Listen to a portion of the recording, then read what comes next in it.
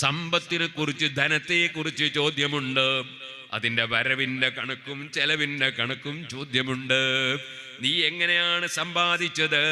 വട്ടി വാങ്ങിയതാണോ? കടം വാങ്ങിയിട്ട് കൊടുക്കാതിരുന്നതാണോ? വേറൊരുത്തൻ്റെത് കട്ടെടുത്തതാണോ?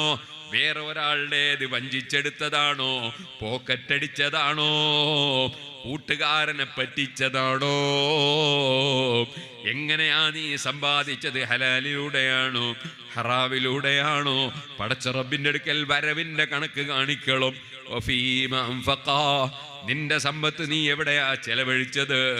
ആവശ്യമില്ലാത്ത കാര്യങ്ങൾക്ക് ദൂർത്തടിക്കാനാണോ? ആവശ്യമില്ലാത്ത കാര്യങ്ങൾക്കാണോ? അല്ല ആവശ്യമുള്ള നല്ല നല്ല കാര്യങ്ങൾക്കാണോ? നിന്റെ തൊട്ടടുത്ത വീട്ടിലെ പാവപ്പെട്ടൊരു പെൺകുട്ടി വിവാഹത്തിന് പ്രായമായി കഴിയുന്നു. നിന്റെ കല്യാണത്തിന് നീ ലക്ഷങ്ങൾ പൊടി പൊടിക്കുകയാണ്. ആ പാവപ്പെട്ട